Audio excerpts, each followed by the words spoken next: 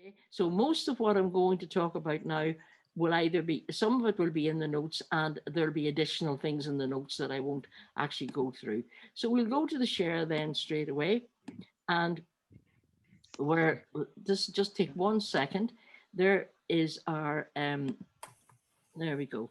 So I'm going to minimize that on the side. That's fine. Now, there are our contact details again, as per usual: email, Facebook, and Twitter. You're all probably bored looking at that now already.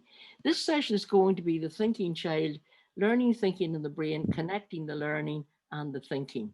And I think personally, this is a very important area to be concerned about, be thinking about.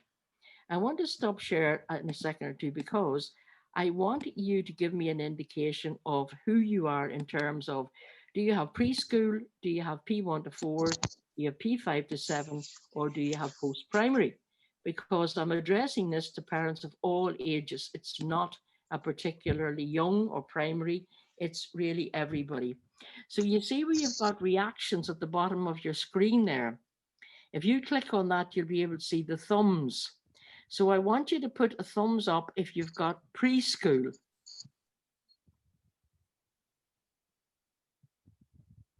There's one preschool. Okay. P1 to 4, which would be foundation stage and key stage 1, 2 of that. Key stage 2, P5 to 7. Yeah, there are a lot of, there's 6 at least there on P5 to 7. And anybody got key stage 3, years 8 to 10? Yeah, a couple of people have older kids there.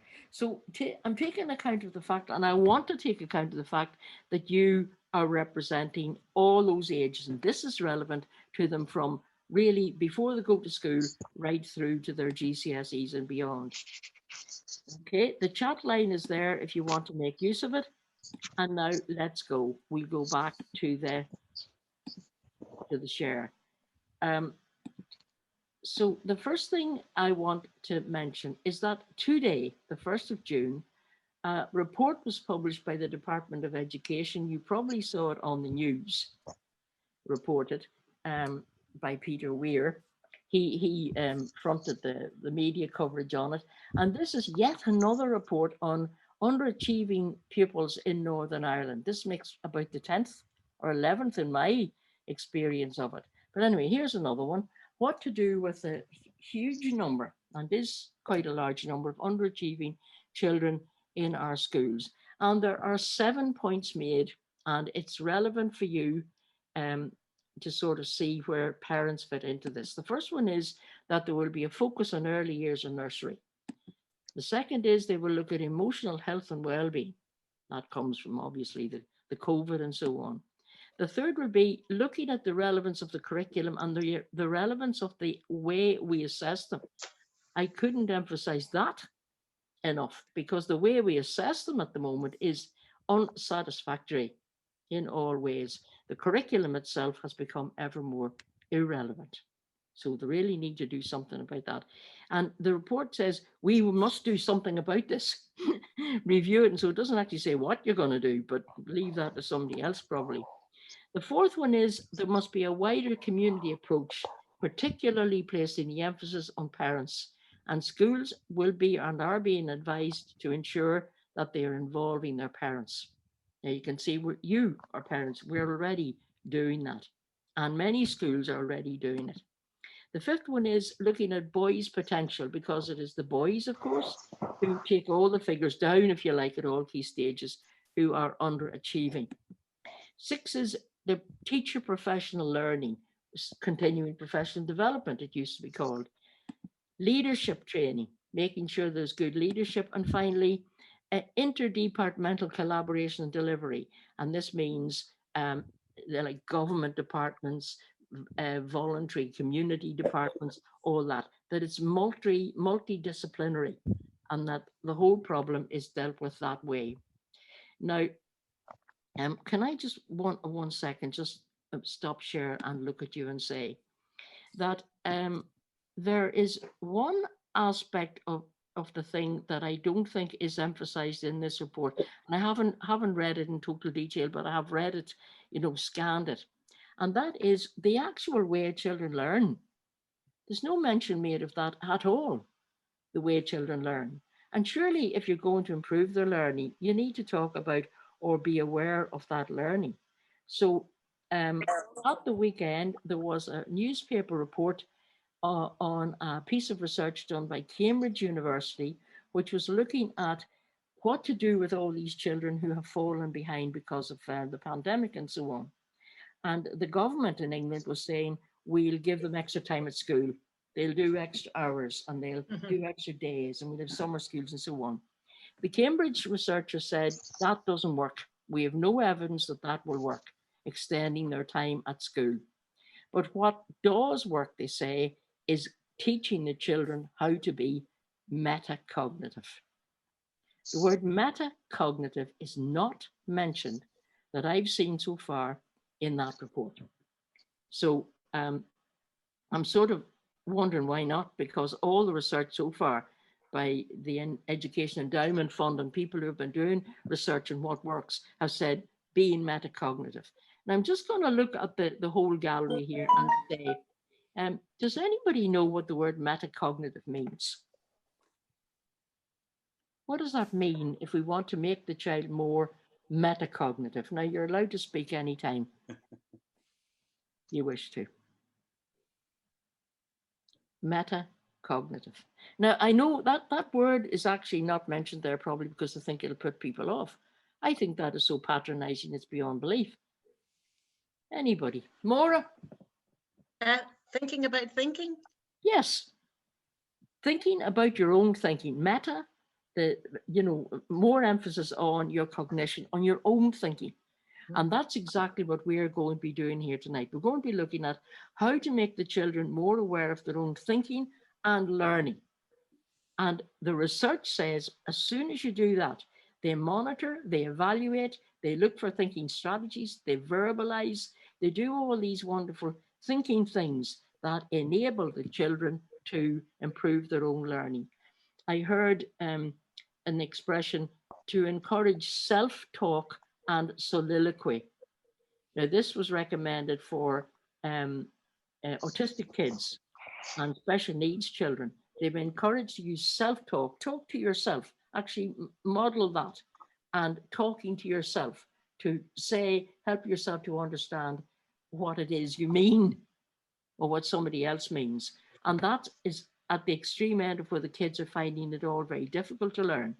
But all over the world, the emphasis is on this thinking, the thinking child. So if you have any now thoughts or comments, whatever, do put them on the chat line. I'll motor on now because, time. I've got a couple of quotations here, and this is from Jean Piaget, the great psychologist and thinker and philosopher. The principal goal of education is to create people who are capable of doing new things, not simply repeating what other generations have done. People who are creative, inventive, and discoverers. The second goal of education is to form minds which are critical, to verify, and not accept everything they are offered. Now, just as an interlude, I would say at this point, and I'm going to do a few frames here, and then I'll get back to you to share. No, I think you're all right to stay unmuted for the moment. This is Michael D. Higgins. And Michael D., this was reported in the press last year. The teaching of philosophy is one of the most powerful tools we have at our disposal to empower children into acting as free and responsible subjects in an ever more complex, interconnected, and uncertain world. Philosophy in the classroom offers a path to humanistic and vibrant democratic culture. And I'm going to be referring to a program that we have been using in our primary and secondary schools called Philosophy for Children, which is actually not that hard to actually do with children. And it is the most brilliant way of enabling children to talk and to think and to reason philosophically. Now, I strongly recommend it, and it'll be in the notes of your handout when you get them. And Michael D. Believes in this so much, you could imagine he would, that he has encouraged and succeeded in bringing philosophy into classrooms in the Republic. So questions that are in your handout as well for children that a teacher or a parent might do Can you think of a good thinker or a bad thinker? What is thinking? Can we be taught how to think? Can we improve our ability to think? Are there benefits to being a good thinker? If you have better thinking skills, will your learning and ability to learn improve? And is there a link between our language skills and our thinking skills?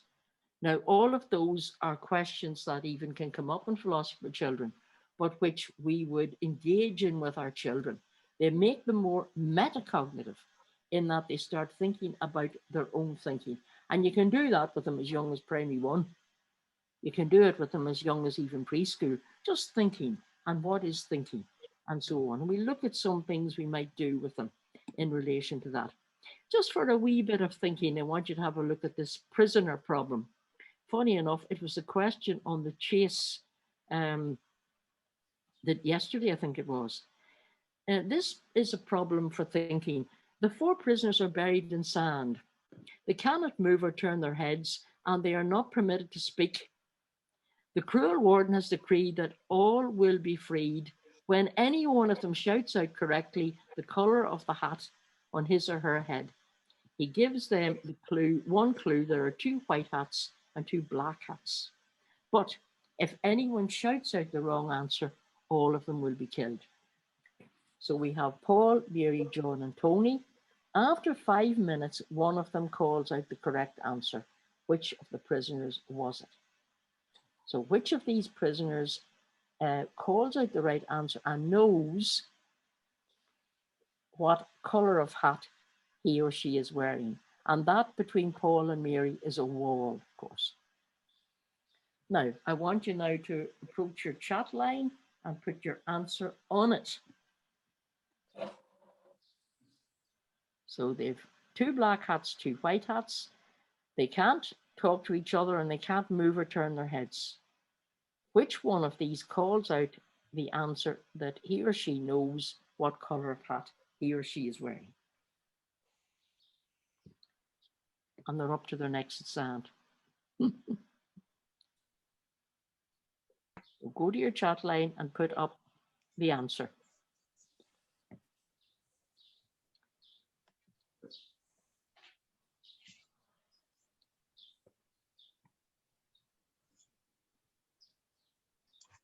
Okay, are there any answers coming up on the chat? Yep. Right. Have you got the chat there, Kate? Can you see it? Yeah, Tony, Paul, Tony, John, Maura says, Tony, Tony, Tony. Okay. Let's see, Tony. Mary says Tony. What makes you think Tony, Mary? That's Mary. You need to unmute yourself, Mary. Unmute yourself. We can't hear you, Mary. He can see the others in front of him. Tony.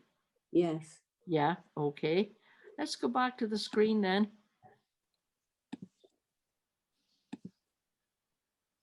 There's Tony. He can certainly see a white hat and a black hat. But what does that tell him?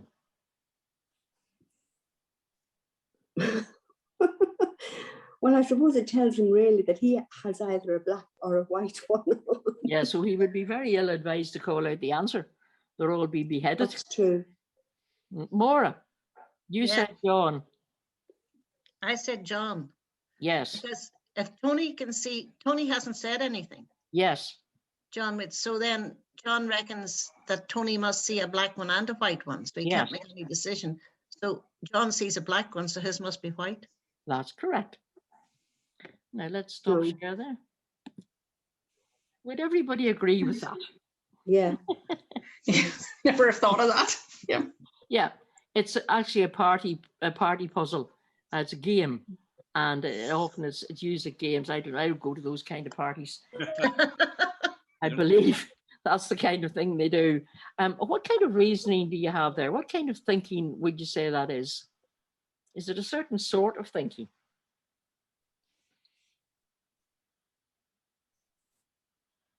Well, Sort for of drilling down. huh? You're working out by process of elimination. Yes, yeah. They are. The processes that are involved are all different in every different kind of thinking. So, for example, I could say, is it creative thinking? No. No. Is it critical thinking? It's making a hypothesis and seeing if it, Yeah. checking out to see if If- it works. If he didn't speak behind me, then Mhm. he can't see, he's not seeing two colored hats in front of him. So, Mhm. and then, so therefore, he's not speaking. So therefore, and that's why it says after 5 minutes. So it takes 5 minutes for John to wait. And then, you know, the man behind him doesn't speak. It must be logical thinking. You know, Mora says the Mhm. hypothesis, if Tony, then John, then whatever, it's logical thinking. And we're going to sort of be aware that there are different kinds of ways of thinking. So now you can now for a few minutes actually mute, although you are pretty silent, you're not making loads of noise, so that's all right. I just thought I would show you that one. It's one I've had laying about there for a long time. I love it because the kids row about it. Children love doing that kind of thinking, logical thinking puzzles, and it's extremely good for them to do it as well. Now, the very first point I'm going to make is about language and thinking, and the language for thinking. And we have this idea of magpie. I mentioned it at some of these sessions before, where the children steal the vocabulary from their reading, from other people's talking, from that is, they collect words or phrases from everywhere. And the learners are then challenged to use the magpie vocabulary in their spoken language. So vocabulary now work is a big thing in schools, especially for the development of thinking and literacy and numeracy for all the subjects. And they steal like a magpie words and vocabulary from everywhere. We bright children running around you there, you see them looking and they're listening. And you know they're listening to vocabulary they're not familiar with. And that's exactly what they should be doing. And they should be picking up that vocabulary from their environment, from those around them, where you're modeling, of course, and from their reading, what they're reading, and from the stories you're telling them, and so on and so on and so forth. But I need to hear it coming out of their mouth, their expressive language, before I know he has totally received it. And just the two frames on the language of thinking. For verbal reasoning and inference, the language of thinking, reasoning verbally and being able to infer. The words like what, who, where, what do we do with, when. And inferential or abstract, they're more concrete questions. Inferential would be what if, how do you know that? Why, how are they different? What will happen now? Those kind of questions that the child should actually begin very soon to ask himself, inferring at a more abstract level. And then more advanced questions requiring verbal reasoning. What if, how do you know, how are they different, and why are abstract?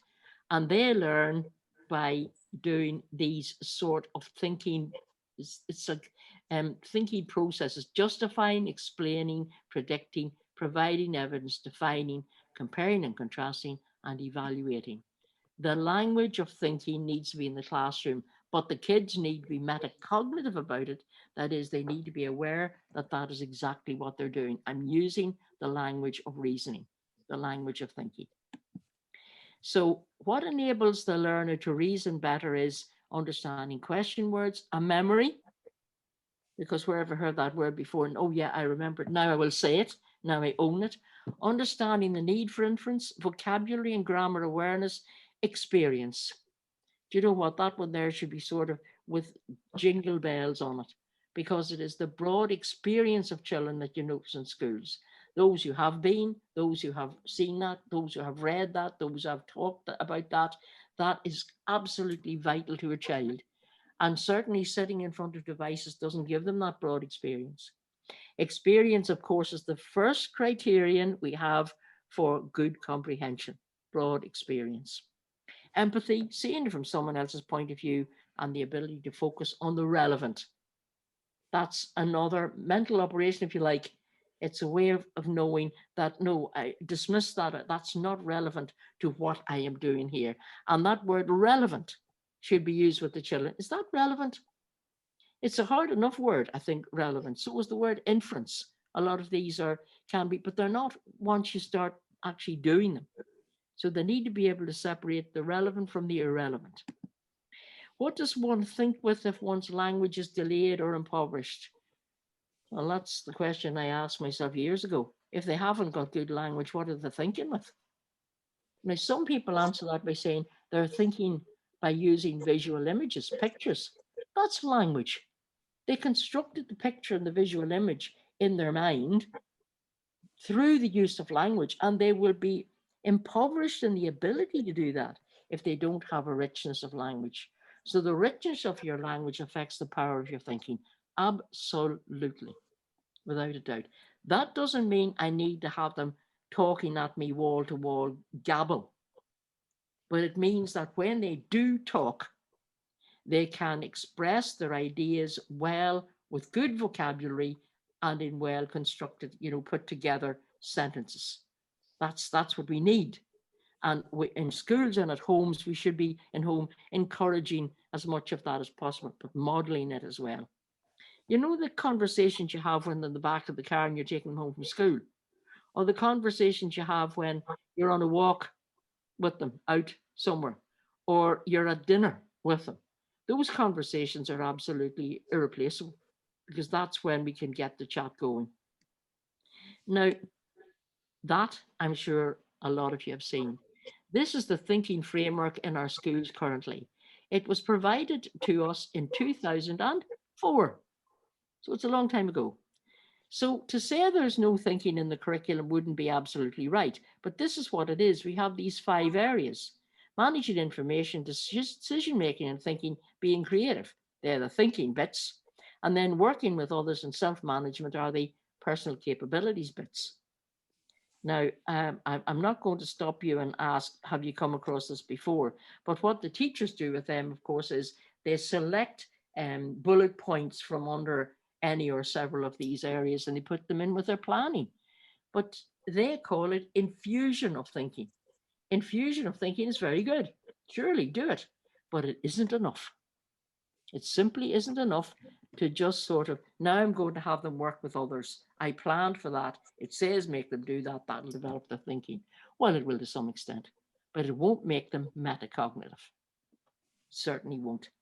So, having considered that and thinking of a strategy that I use and that many people use to help their thinking, which is mind mapping, I have put together a mind map here which will hopefully take us through all the significant areas of cognition, of thinking. This mind map is at the back of your handout notes, so don't worry about any of that. And this is it. Now, I know it looks pretty horrendous. There's so much on it, but I'll just name the things that are on it for you. Thinking and learning. It is a complex area. And we'll go from the top right, ways of thinking. I'll come back to all of these. Mental operations, the brain and how it functions. Over to this side, the habits of mind or dispositions for learning, the behaviors of a thinker. The multiple intelligence that we know that's so many different ways of being intelligent. And then the mediation, mediating the learning. Now, I think one of our short videos I did was on mediation. Mediation is not just good thinking. It's more than that. It's a conscious meta language and meta cognitive way of ensuring that the understanding seeps into the child. That is, that she doesn't just have the knowledge, but she has the understanding that must accompany the knowledge. And even up to A level, there's far too much transference of knowledge and information, which is important, but not enough time given maybe over to ensuring they really understand all that stuff that I gave them. And so mediation is a way of being that different kind of teacher. Now, what I'm going to do is I'm going to take 1 or 2 of these and just sort of interact with them for a minute or 2.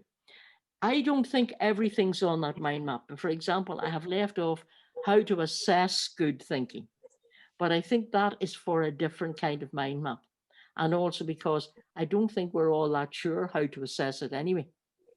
So I've left assessment off, but if any of you look at it and think, oh, she's left something off, I would be very pleased to get it, to know what I've left off. So I'll not spend too much time on these, but the fact that it's now fairly well understood that we have strengths and weaknesses within our cognition, and that there are different kinds of intelligences. So some people are brilliant linguistically. You can be a genius musically and be autistic, of course. And of course, the most important one of all of these, I think, is having high emotional IQ. And we know that that emotional intelligence really develops and develops and develops during that teenage time, that last stage of brain growth. So we have different levels of skill in all of these, but some of us are more, intelligent in certain areas. For example, interpersonal and intrapersonal. Interpersonal, brilliant with other people. Intrapersonal, brilliant with himself. He understands himself extremely well and knows what he's capable of and where the challenges can be. They're intelligences that we should appreciate.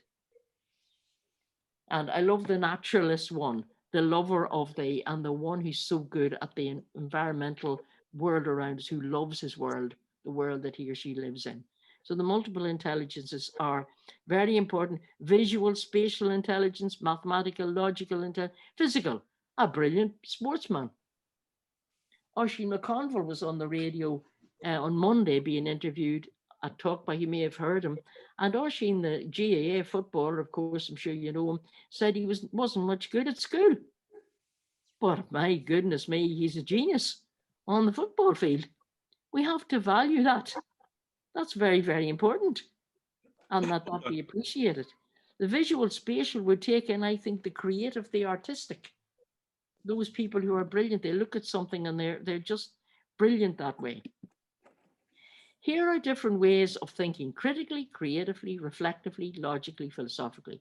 As their parent, as their teacher, I need to be aware that there are different ways of thinking, and the children need to be made aware of that as well. Different ways of thinking. A teacher said to me away up in Donaghmore one day, I teach art. How can I make them think more creatively? And I just don't know if I had an answer for that. The art teacher, the brilliant person with the creative end, would have the answer to that. Is that appreciated enough? Do we appreciate our crafters, our artists, our musicians? Does the curriculum appreciate them enough? Our joiners, our wonderful workers with wood, all these people who are so brilliantly creative. And there are parts of our brain which can accommodate all of those. Now, the brain itself, I'm going to do this bit very quickly. I have never yet found a child of any age who wasn't fascinated by his brain, especially the time he can talk to you. And this stuff about the brain is in your notes, so I'm not going to hold up very much about it, but they need to know these three things: structure of the brain and how it develops and when, their diet, and their lifestyle, how you live in order to make your brain work better. Some children don't know they have a brain. And actually, some people, a lot of grown-ups, don't know they have one and don't take account of its importance in everything they do. So use the chat line for 1 second. One thing you know about the brain, or one thing you would like to know about the brain. Either of those two. We've done half an hour now so far, so I'm just going to give you a stopping point here and let you use the chat line. One thing you would like to know about the brain, or one thing you know about the brain. Either of those two questions stick up on your chat line. Will you read them out for me, Donal, if questions? I would, surely. We're getting that it's made of water, mainly. Yeah, it's very soft, it's very fluidy.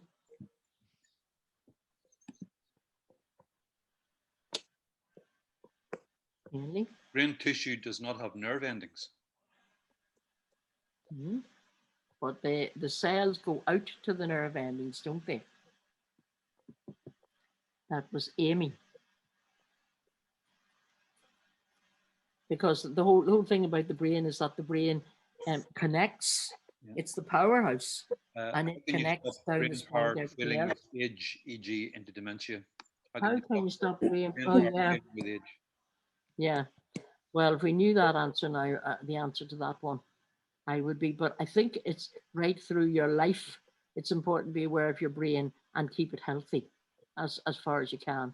I'm still not sure if you can help, you can avoid dementia at this stage, but I Side think of they're the brain working on that. controls a different type of thinking. Each side of the Yeah, brain each controls side of the brain, different. Well, different parts of the cognition, the different sides of the brain are operated from. But the main thing about the brain is that it doesn't work off one side; it interconnects all the time, all the parts of it. You know, it goes across the central part of the brain, the right and the left, the back and the front. It all works together. So we were talking the other day about a boy we met in Israel, Philip, who was 14 at the time, who had the left side of his brain totally removed because it was damaged. And Philip was working very adequately indeed, thank you very much, where the right side had moved to take over. And we've seen Philip present at conferences and so on. A wonderful boy who was, you know, the damaged part was lessening the power of the right side of the brain. I mean, there's an awful lot more to be learned about the brain. How can you strengthen neural connections? And that's what we're going to talk about in terms of activating the brain in order to make it work and connect up more and strengthen itself and so on. And talking to a child about his brain when he's asleep, it's activating. Sleep is probably as important for a brain as all that activity that they do during the day, especially small children, young children primary. They need the power of sleep, and have it down in the notes here, the importance of sleep. Let's just go back to. I'm only dashing on because of I don't want to. There are an awful lot of things to know about it. So there we have that normal picture we see of the brain.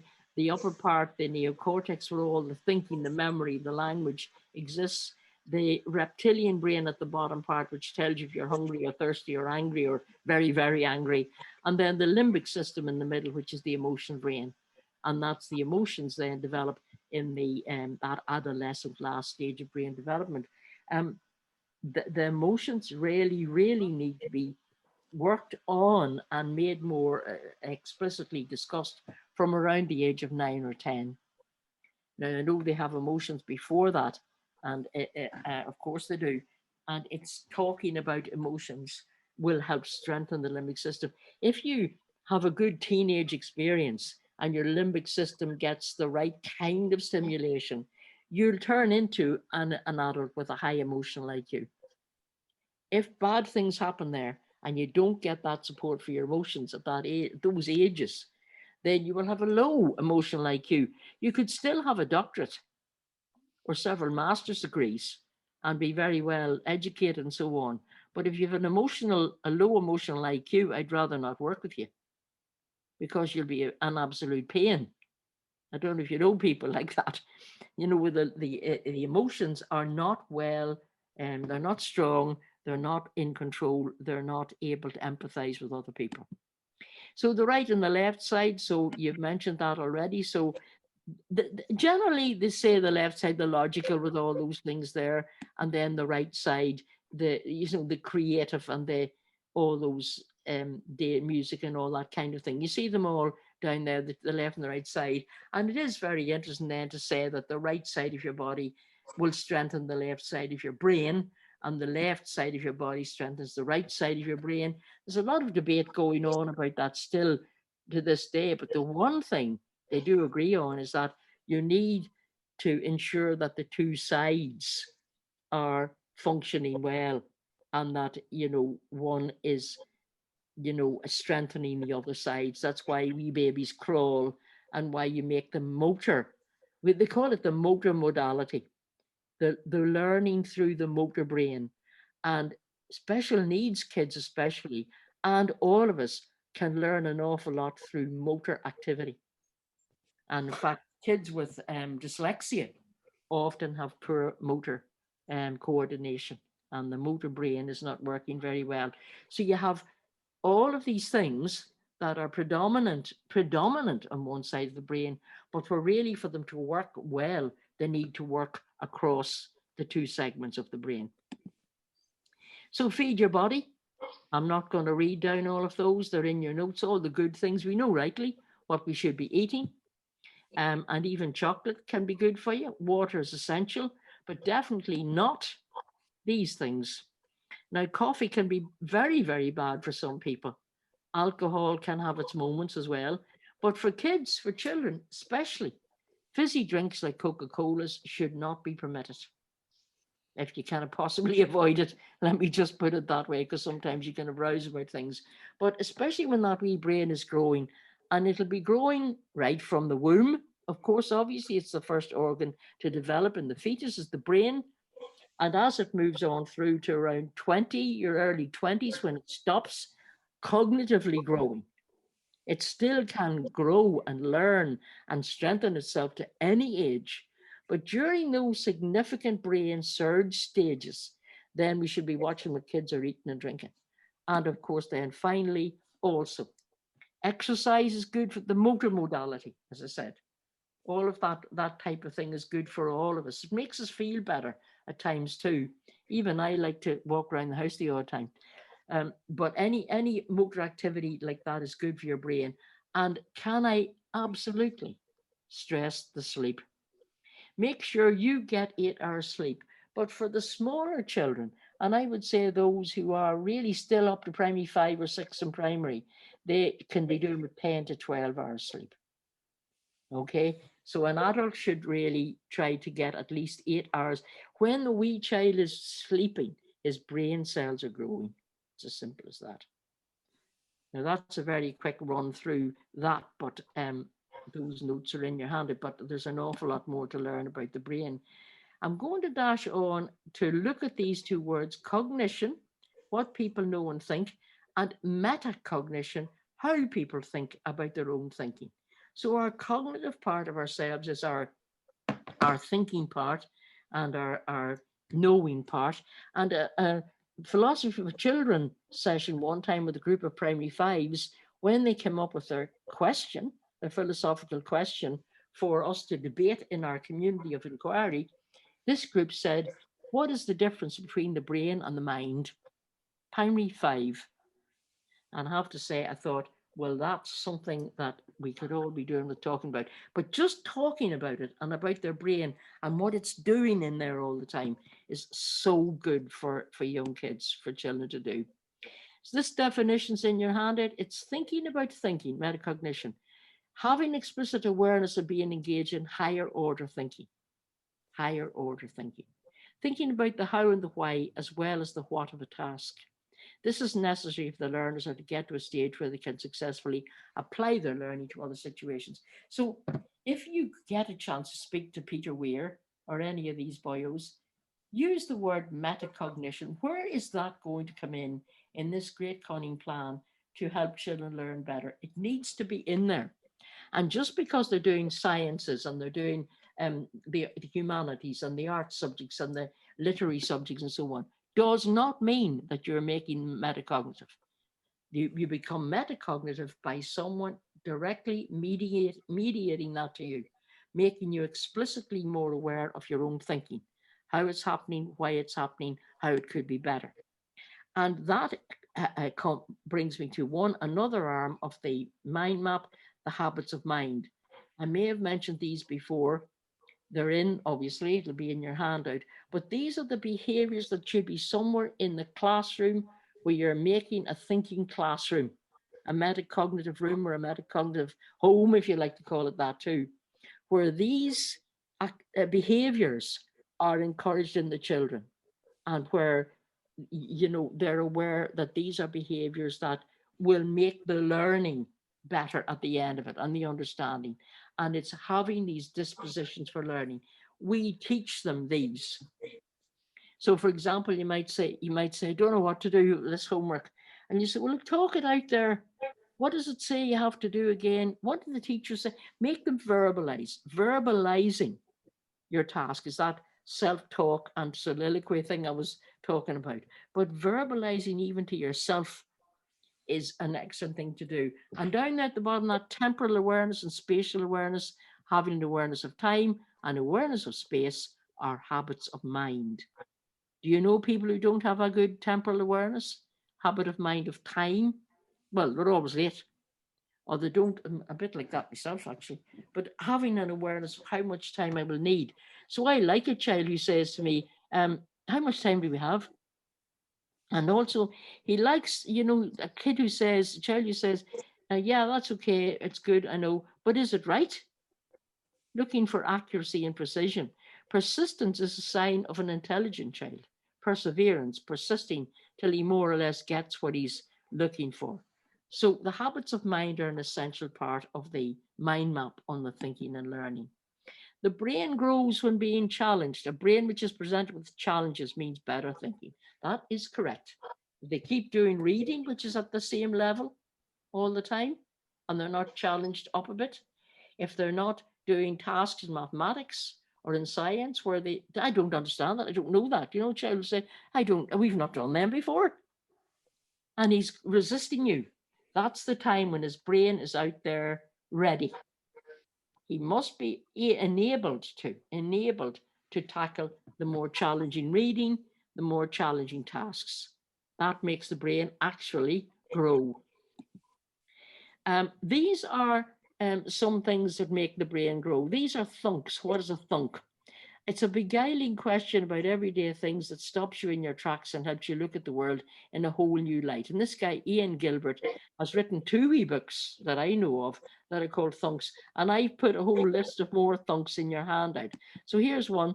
Why don't dogs simulate pain? Is it because they are too honest? We children love that kind of talk about the way animals think. So animals never pretend they're in pain. If they're in pain, they really are. And it's a lovely philosophical question. Is it natural to be greedy? If yes, does that make being greedy okay? What color would a zebra be if it lost all its stripes? Is something boring because of it or because of you? More thunks in the handout for parents. They come from that philosophy for children sort of world. And children, the younger they are, the more they like those. The older they become, and especially those working at around the A-level stage, find philosophizing boring. Some of them do. And we always found it harder to do philosophy with A-level or top GCSE candidates than with P3. Because we children in primary, and you can get the whole class, of course, obviously engaged in this. If you handle it well, they will discuss at an incredibly high level through the processes of philosophy for children. There's a way of doing it, of course, like all things, and it's absolutely excellent. You know what I love about it? The very, very most disabled or lowest performing child in the class will take part, and I have seen them take part at an amazingly high level. And this is what's involved mediation. Now, mediating the learning has to be on my mind map, because the 2 things that are important as a mediator are intentionality, making your intentions clear, and reciprocity. So I say to the child, now we're going to do this today. That's my intention. The child has to be brought into that and agree that he's done some of that before, he understands what you're talking about, and he knows why you're going to be doing it. So a mediator is someone, I'll show you a description of that now in a minute, who enables the learning to happen. And one of the important criterion is bridging. So when we've done the thing, we bridge from it to you transcend the learning to the real world, what I would use that for. So for example, we were talking here in the house the other day about algebra. And this wee fellow who's 13 said, we're still doing algebra in my school. And I just do not know why. I know how to do it, but I don't know why I'm doing it. And I'm we had a debate then about the uses of algebra. And I just felt, I don't think there is any point in teaching them the hows of something, that is giving them the knowledge and the information, if you don't do the transference, the transcendence. Where will it be used? It's bridging. So those criteria there, those 6 are the 6 top criteria for being a mediator. And here's a picture. And several of you, I'm sure you know the zone of proximal development from Vygotsky. This is what mediation is. Here is the wee picture of the child in the wheel. Outside here is the unfortunate mediator. Could be the parent, could be a teacher, could be a peer. The child is in the zone he's comfortable in. This is what this child can do. But up above him is the proximal zone, the zone of proximal development. Up in here is the stuff he doesn't yet understand or even know. It's my job as the mediator to bring that wheel down to him so that he can access the new stuff. So we say the ZPD, the zone of proximal development, is the difference between what a learner can achieve independently and what he or she can achieve with guidance from a skilled partner. And the skilled partner could be a peer in his classroom. That's why I always ask them to sit the children in mixed ability groupings in the room. I know they're probably not groups these days with one thing and another, but if you're in a mixed ability group, then the people in that group are going to enable you to understand as well. All I need is to understand it. I could do the thing, but you know what? I don't really know if I understand it or not. And the role of the mediator is to enable him to understand, not just giving him information. It's not about knowledge, it's not about information. It's about applying that applicability of that. And that's the mediator. I'm going to put this last one up, this arm of my, because linked to the mental habits of mind, the thinking behaviors, are the mental operations. And I've got a slide here of them, of what most of them are. I want you to look at the following slide and put on your chat line 2 or 3 of this, which you think we use when we're reading, and especially reading for meaning. So here they are. These are the mental operations. Stick on your chat line, which of these do you use when reading, especially for meaning?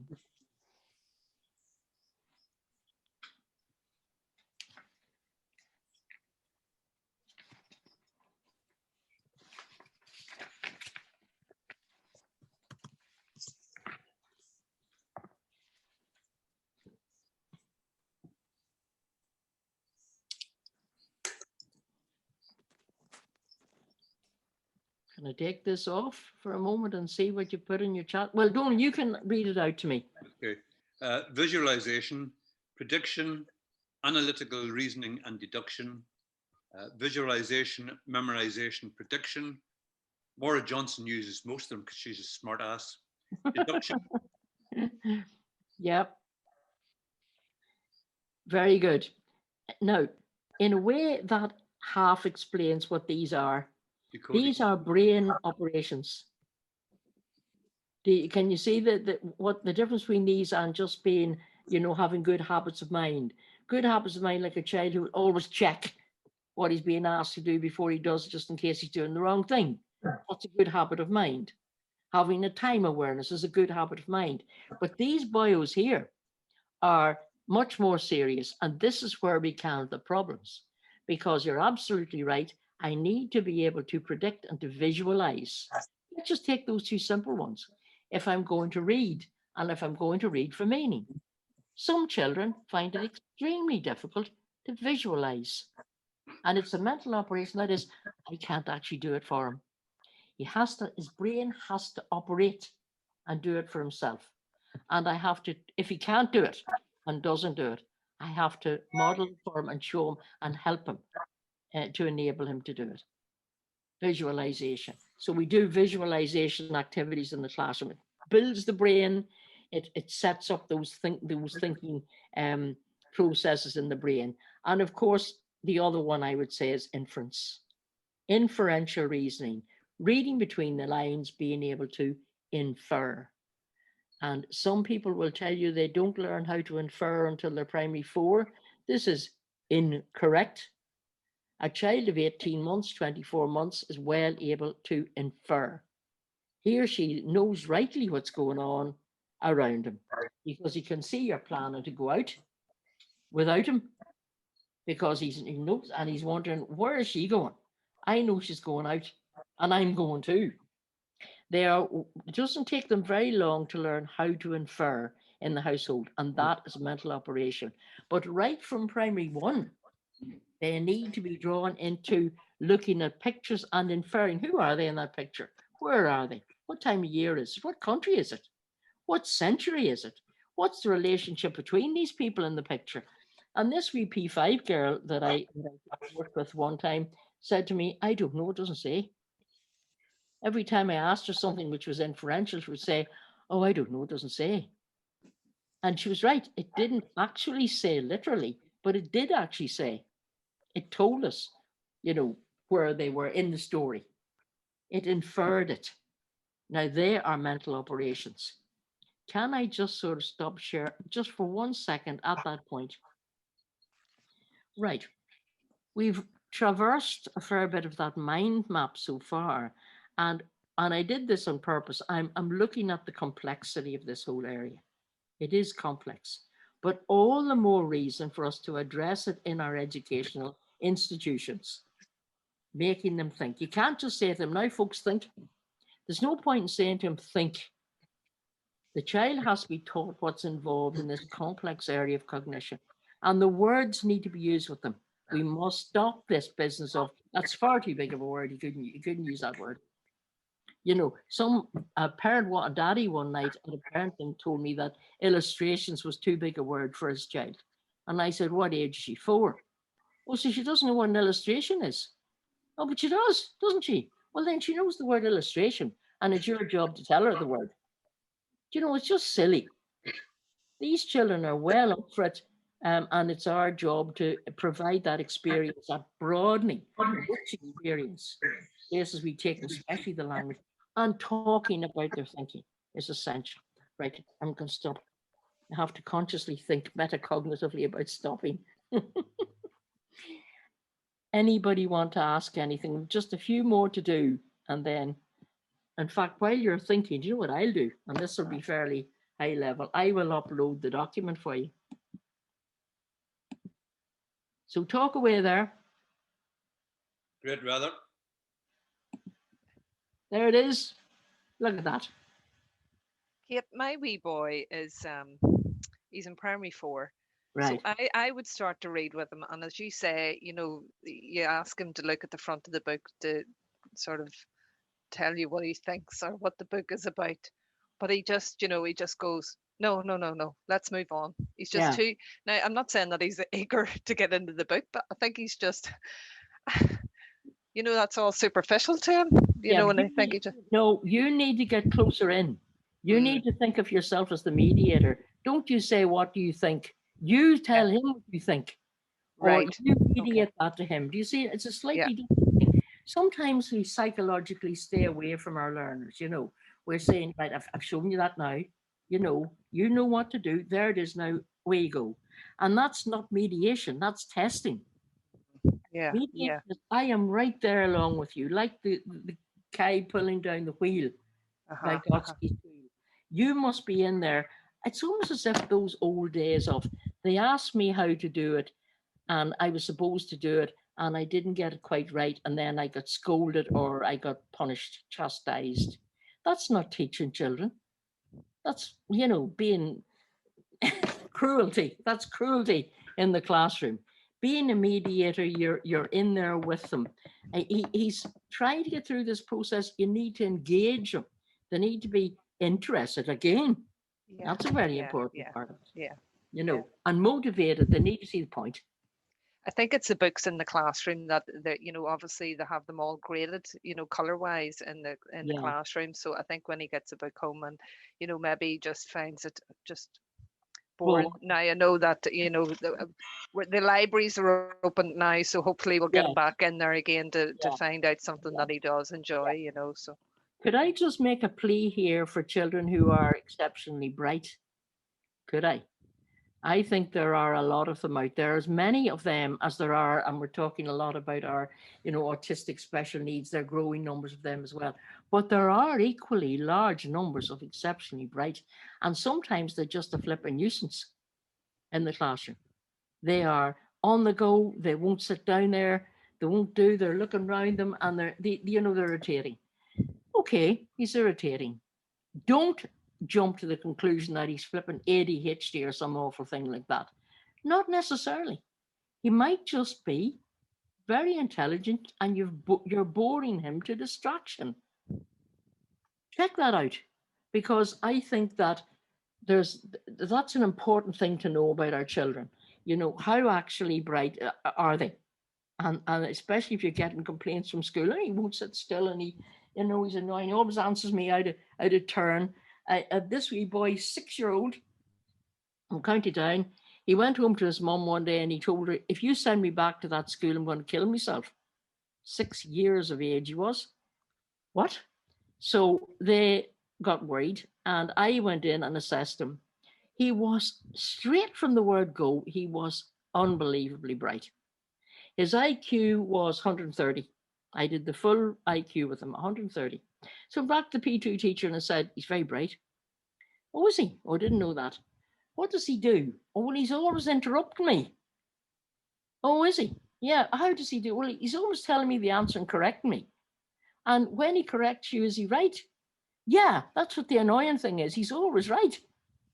Here was a child who needed extra stimulation, extra experience. I think here we don't pay any heed to that at all. There's a Centre for Able, Gifted and Talented at the DCU in Dublin, of course, where they will, these children are, there's nothing weird or wonderful about them. They're just very bright. And if they're sitting in P2 on allegedly P2 books, they're going to go out of their minds. When he went out onto the playground, this wee fella, he would pull up his hood and walk around with the hood up because he didn't want to be talking to these silly P2s, which is, you know, I know it's sad. And he does have to learn to socialize and be civil to people and so on. But nobody knew he had, that's an extremely high IQ. I'm just saying, you know, you need to take account of the whole picture.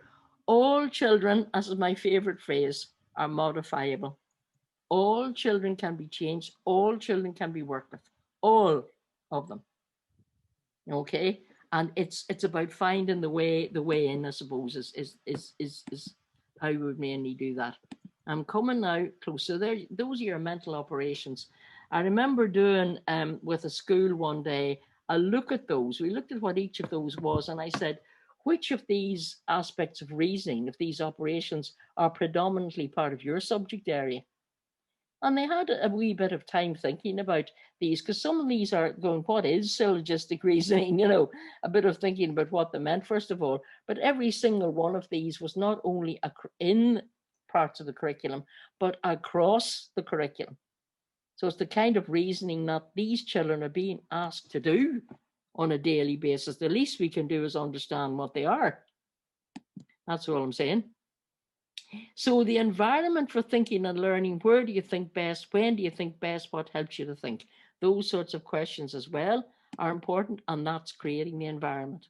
If a child comes into school in the morning and he's upset about something, there's a row or something upset him before he left the house, you might as well not send him in. He's upset, emotions disturbed, he will not learn. It's very interesting. I've been looking at autism recently from the autistic children's point of view, who have a big disconnect between their emotions and your cognition. So emotion and cognition are two sides of the same coin. Just think about that one. And that explains a lot about autistic children.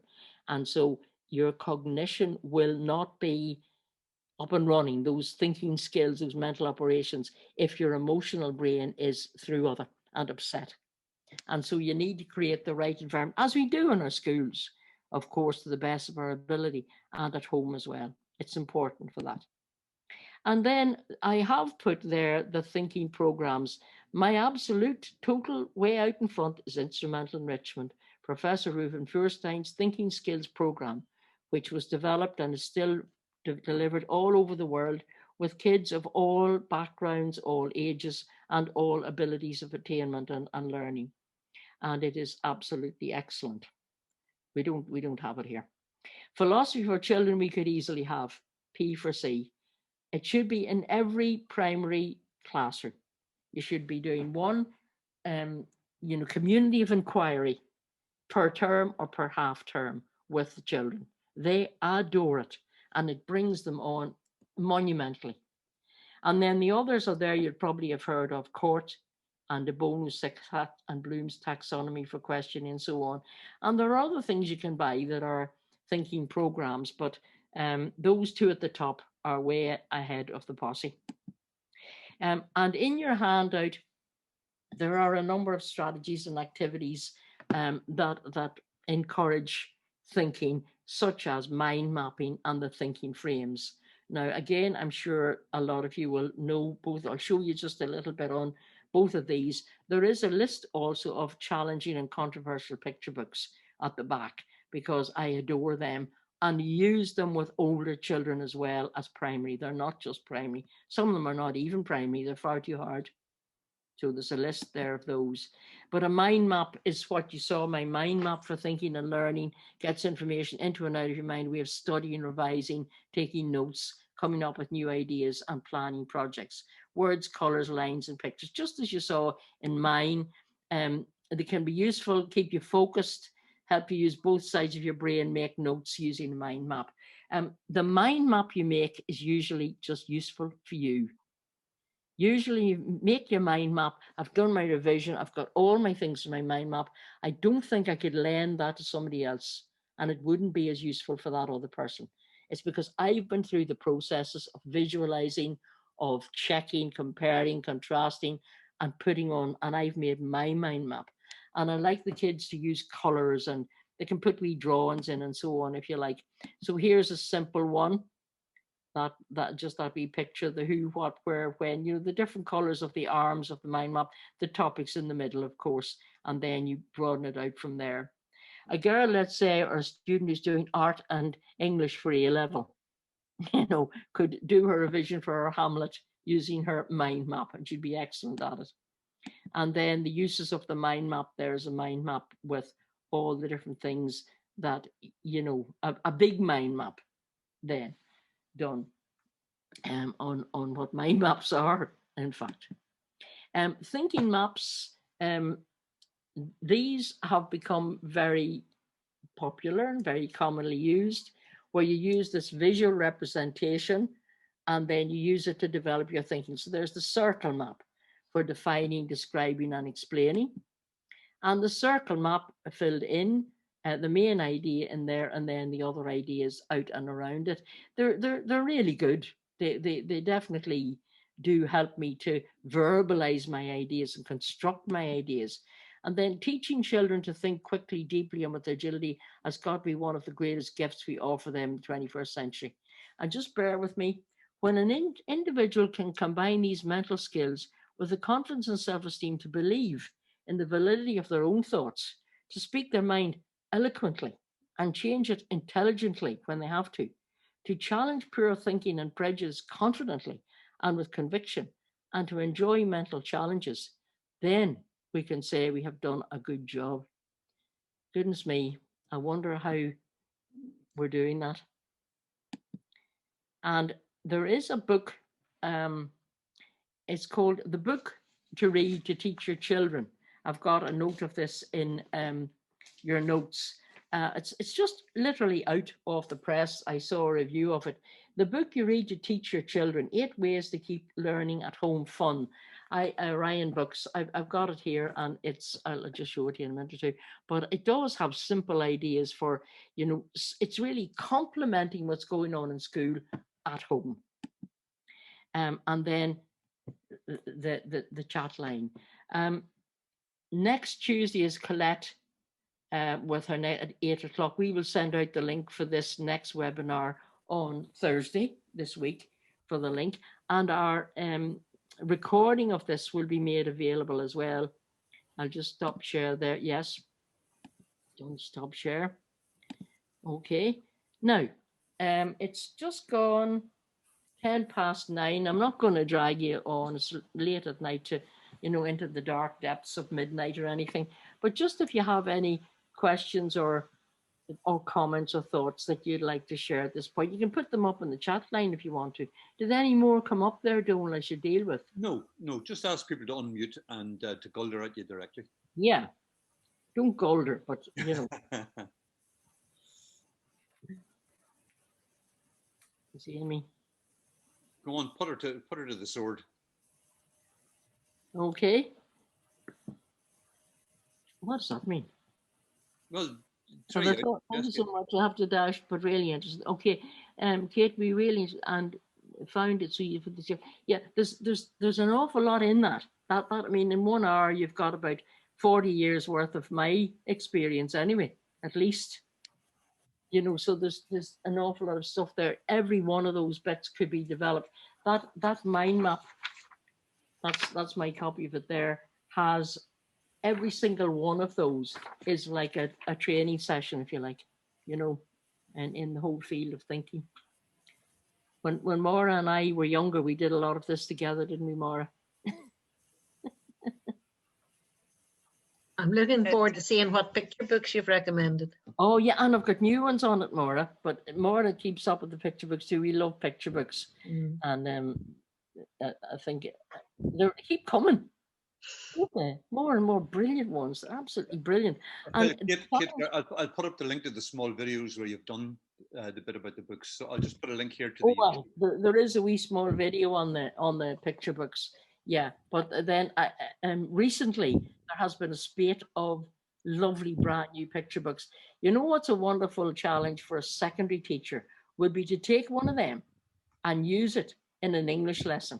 By gum, I'll tell you, you'll fairly get some chat out of those youngsters because it leads to such profound thinking, and even they're searching for the words they want to use to describe what they think is going on in this picture book.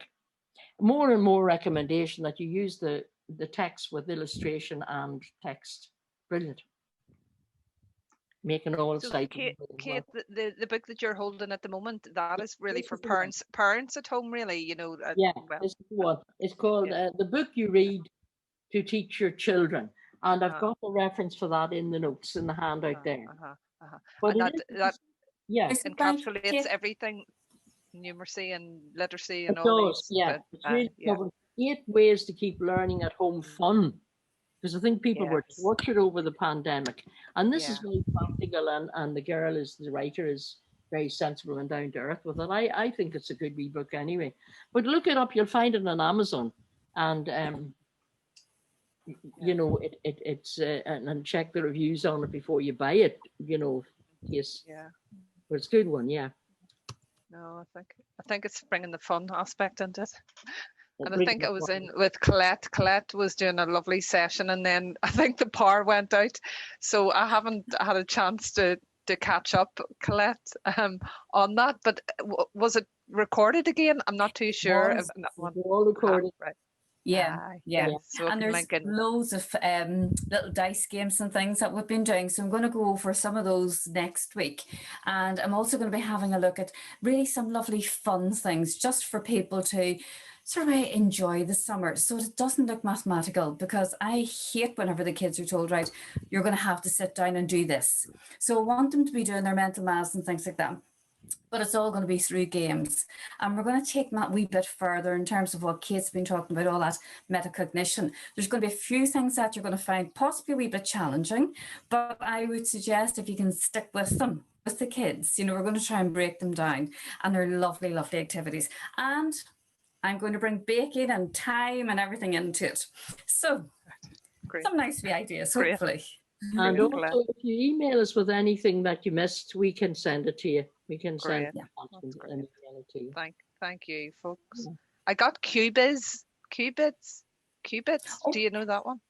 Yes, I do. Right. Okay. Yes, is that the little kind of like dice, but they're different shapes, and Yes. you have to do the patterns? Colours, That yes. is fabulous. Right. Okay. Absolutely Good. brilliant. Good. Yeah. Good.